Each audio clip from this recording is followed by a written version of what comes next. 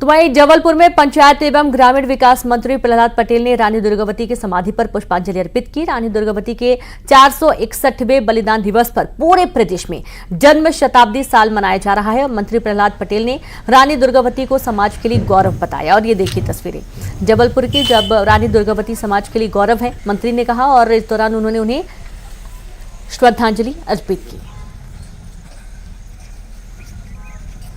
आपको दूर से देख लिया था भाई बात कर दिया। तो जबलपुर की ये तस्वीरें हैं जब पंचायत एवं ग्रामीण विकास मंत्री प्रहलाद पटेल ने रानी दुर्गावती की समाधि पर पुष्पांजलि अर्पित की और रानी दुर्गावती के 461वें बलिदान दिवस पर पूरे प्रदेश में जन्म शताब्दी साल मनाया जा रहा है। मंत्री प्रहलाद पटेल ने रानी दुर्गावती को समाज के लिए गौरव भी बताया।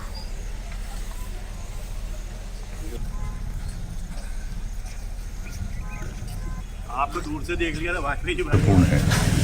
इस वीरांगना ने 500 वर्ष पहले जन्म लिया और उनकी शहादत से न सिर्फ ये क्षेत्र, पूरा देश अपने आप को गौरवान्वित महसूस करता है। एक तरफ हम उनकी शहादत की वीरता को देखते हैं और दूसरी तरफ उस निरंकुश सत्ता को जिसने सर्वस्व नष्ट करने का तय कर रखा था, लेकिन वीरांगना रानी दुर्गावती जैसी दूरदर्शी नेतृत्वकर्ता ने सिंगौरगढ़ छोड़कर चौरागढ़ जाकर उससे मोर्चा लिया और उनका अनुमान सही सटीक साबित हुआ। ग्वालियर में आयोजित एमपीएल का समापन हो गया है। जबलपुर लायंस और ग्वालियर चीता के बीच फाइनल मुकाबला हुआ और जबलपुर ने खिताब अपने नाम किया। अंतर्राष्ट्रीय माधवराव सिंधिया स्टेडियम में आयोजित टूर्नामेंट को देखने बड़ी संख्या में लोग पहुंचे। फाइनल मैच में आईपीएस मनोज शर्मा और उनकी पत्नी भी शामिल हुई। दोनों को लेकर 12th फेल फिल्में भी बन चुकी है। इन दोनों के अलावा बॉलीवुड स्टार शरद केलकर भी मैच देखने पहुंचे। एमपीएल के चेयरमैन महान आर्यमन सिंधिया ने आयोजन को सफल बताया और सभी का धन्यवाद किया। उनका कहना था कि एमपीएल का अगला सीजन और भी भव्य होगा।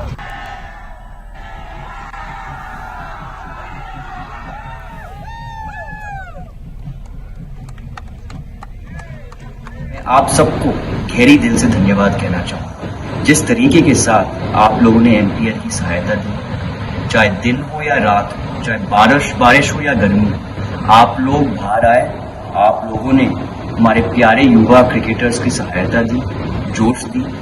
मैं आप सबको धन्यवाद कहना चाहूँगा। इसके साथ साथ मैं अपने क्रिकेटर्स को जिन्होंने इतनी अच्छी परफॉर्मेंस की, मैं उनको धन्यवाद देना चाहूँगा, क्योंकि आज इंडिया के टॉप स्काउटर्स और आईपीएल के टॉप स्काउटर्स ने खुद मुझे कहा कि इतनी टॉप क्वालिटी क्रिकेट हमने कोई स्टेट लीग में नहीं देखी। इसके साथ मैं आप सबसे ये कहना चाहूँगा कि अब अगले साल मिलते हैं और हर साल एमपीएल को और ऊंचाई पे पहुंचाते हैं।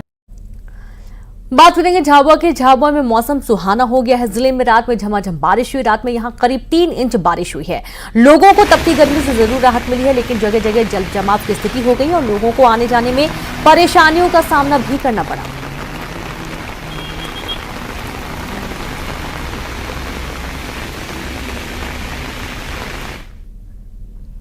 जगदलपुर में आईडी ब्लास्ट में शहीद जवानों को अंतिम सलामी दी गई। कल सिलगेर और टेकलगुड़ा के बीच आईईडी ब्लास्ट हुआ था। ब्लास्ट में 2 जवान शहीद हुए थे और आज करणपुर कोबरा बटालियन में शहीद जवानों को सलामी देकर उनके गृह ग्राम रवाना किया गया।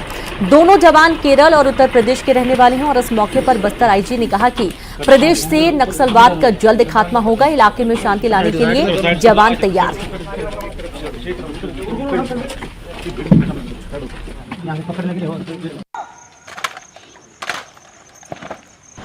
कल दिनांक 23 जून को जिला सुकमा एवं बीजापुर का सीमावर्ती इलाका सिलगेर एवं टेकलगुड़ा के बीच में मोदी द्वारा लाए गए एक आईडी ब्लास्ट की चपेट में आने से कोबरा 201 बटालियन का 2 जवान विष्णु एवं शैलेंद्र शहीद हो गए। दोनों शहीदों का आज अंतिम सलामी करणपुर कोबरा 201 बटालियन मुख्यालय में डीजीपी छत्तीसगढ़, सीआरपीएफ एवं कोबरा के वरिष्ठ अधिकारियों, क्षेत्र के जनप्रतिनिधि द्वारा आज उनका अंतिम सलामी दी जाकर दोनों का पार्थिव शरीर उनके गृह राज्य विष्णु का केरला एवं शैलेंद्र का कानपुर उत्तर प्रदेश के लिए अभी रवाना की जा रही है। सूरजपुर में 50 से ज्यादा परिवार अंधेरे में बिता रहे जीवन। कई सालों बाद भी गांव के 4 पारा मोहल्ले में नहीं पहुंची बिजली। कई बार शिकायत के बाद भी नहीं हो रही सुनवाई। गोविंदगढ़ पंचायत का ये पूरा मामला है। डिजिटल युग में लालटेन युग की ज़िंदगी बिताते ये लोग किसी दूरस्थ या फिर वनांचल इलाके के ये लोग नहीं हैं। ये हैं सूरजपुर जिला मुख्यालय से महज 30 किलोमीटर दूरी पर स्थित गोविंदगढ़ के आधा दर्जन ऐसे पारा के ये लोग हैं जहां 50 से ज़्यादा परिवार के लोग यहां आश्रित हैं और ये अंधेरे में ज़िंदगी बिता रहे हैं। आज सदियाँ बीत गई इनको यहाँ। क्यों, आखिर क्या लगता है, क्यों परेशानी आप लोग का आज तक दूर नहीं हो पाया और किस तरह से इस लालटेन युग में आप लोग जी रहे हैं? लाइट बत्ती कुछ नहीं है, ना कोई सुविधा नहीं है, तब क्या करें। रोड भी नहीं है और लाइट बत्ती पूरा यहाँ खंभा तक नहीं लगा है, ना मीटर रूटर कुछ नहीं है। यहाँ जब शादी ब्याह का बात आता है, युवा लड़के भी हैं, कोई लड़की देता है क्या यहाँ पे कि पूरे अंधेरे में? अरे इसलिए नहीं देते हैं सर कि उस मोहल्ले में कुछ का सुविधा नहीं है, लाइट का नहीं है, ना रोड का सुविधा नहीं, तो हम कैसे लड़की वहाँ दें? कोई टीवी कूलर दे रहा है, उसको चलाने का कोई यूज है ही नहीं है, तो कैसे देंगे? मैं देखा कि आप मोबाइल भी रखे, इधर आइए, मोबाइल भी रखे थे। मोबाइल लोग को कैसे चार्ज करते हैं आप लोग? मोबाइल को दूसरे मोहल्ले जैसे दूसरे पंचायत से चार्ज करके लाते हैं। अच्छा। और 2-3 दिन चलाते हैं उसको और फिर बंद हो जाता है तो रख देते हैं, नहीं तो फिर जाते हैं दूसरे पंचायत में चार्ज करने के लिए। क्या पढ़ाई कर रहे हो आप? ITI। कहाँ जाते हो पढ़ने? उड़गी। कितना दूर पड़ता है उड़गी? 18 किलोमीटर। और कैसे, बस से जाते हो? जी। क्या लियो सब्जेक्ट? कोपा। तो समस्या कैसे आता है, पढ़ाई कैसे करते हैं घर में आप रात को? दिया से और लालटेन से। अब तो मिट्टी तेल भी नहीं मिलता है तो दिया से ही काम चलाते हैं। और मोमबत्ती भी देखा कि अभी मोमबत्ती भी जलाए थे? जी। तो मोमबत्ती का रोज उतना पैसा नहीं आता है तो फिर कैसे करते हैं? दिया से। ऐसे में आखिर क्या कारण है कि विद्युत विभाग जो है इस ओर अपना कोई जिम्मेदारी निभाता नजर नहीं आ रहा है? इसके पीछे का कारण खाली वो अधिकारी जानते हैं। हालांकि अधिकारी का जो दावा है, उनका कहना है कि पारा मोहल्ले की बात है, लेकिन बात जो है वो है लालटेन युग की। इस लालटेन युग से इन ग्रामीणों को बाहर निकालने के लिए अब कौन जिम्मेदार पहल करता है, ये तो आने वाला वक्त बताएगा। वरुण राय, न्यूज़ 18 सूरजपुर। बलरामपुर की जीवनदायिनी कन्हर नदी में कई महीनों के बाद पानी आया है। नदी सूख जाने की वजह से शहरवासियों के सामने जल संकट गहरा गया था। नदी में पानी आने से शहरवासियों ने राहत की सांस ली है। रामानुजगंज के करीब 25,000 लोग इसी कन्हर नदी पर निर्भर हैं। छत्तीसगढ़ और झारखंड की सीमा पर है जीवनदायिनी कन्हर नदी और ये गर्मी की वजह से पूरी सूख गई थी। बारिश के दिनों में ये पूरा पानी भर जाता है।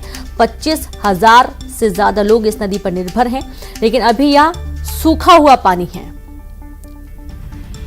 तो देखिए, जहां जहां बारिश हुई है उसकी वजह से कुछ जगहों पर पानी भरा है और बलरामपुर की इस नदी में भी थोड़ा पानी आया है। कई महीनों के बाद यहां पर पानी आया है और अगर यहां पानी भर जाता है तो बहुत सारे लोगों को इससे काफी राहत मिलेगी।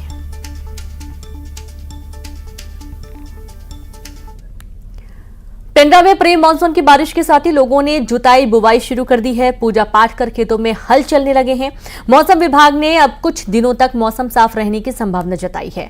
मानसून में देरी से किसानों की चिंता बढ़ गई है। बारिश में देरी से फसलों को नुकसान पहुंचने की आशंका बनी हुई है, तो किसान अपना काम शुरू कर चुके हैं। बारिश का इंतजार है।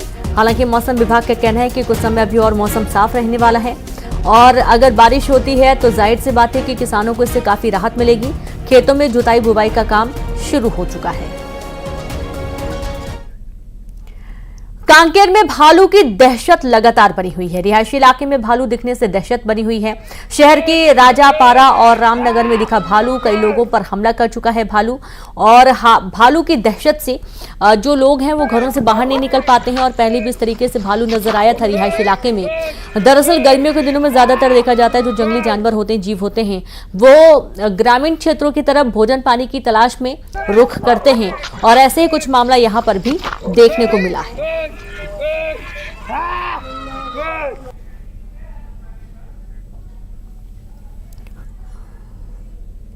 सरगुजा जिले के उदयपुर में 2 दिवसीय रामगढ़ महोत्सव का भव्य समापन हुआ। रामगढ़ महोत्सव के 48वें समापन समारोह कार्यक्रम में महिला बाल विकास मंत्री लक्ष्मी राजवाड़े पहुंची और इस दौरान कलाकारों ने महोत्सव में श्री राम के भक्तिमय गीतों से राममय माहौल बना दिया। हर साल आषाढ़ के पहले 2 दिन उदयपुर के राम पर्वत के पास रामगढ़ महोत्सव का आयोजन होता है।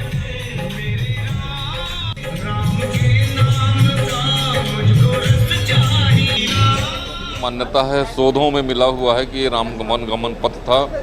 भगवान प्रभु राम, पूरा सीता जी सब यहाँ लक्ष्मण जी के साथ उनका कुछ समय यहाँ रुके थे, व्यतीत किए थे उसके भी साक्ष्य मिले हैं। और वह महाकवि कालिदास जी की ने भी यहाँ मेघदूतम की जैसे बहुत ऐतिहासिक उसकी रचना करी थी गीता। तो ये ऐतिहासिक स्थल है, इसके लिए हर साल आयोजन होता है और इस वर्ष भी आयोजन में लोग की लोकप्रियता बढ़ती जा रही है, भीड़ बढ़ रहा है। देखिए 48वां महोत्सव था रामगढ़ महोत्सव, और यहाँ आने के बाद वाकई में मेरा तो पहली बार आना हुआ है, लेकिन बहुत ही अच्छा व्यवस्था था और लोग यहाँ पे हर वर्ष आते हैं और लोग यहाँ के जो राम भक्त हैं, जो गीत गायक हैं, वो सब यहाँ पे आके राम जी के बारे में, रामायण के बारे में बहुत सारी गीत संगीत सुना। और इसी के साथ इस बुलेटिन में इतना ही। नमस्कार।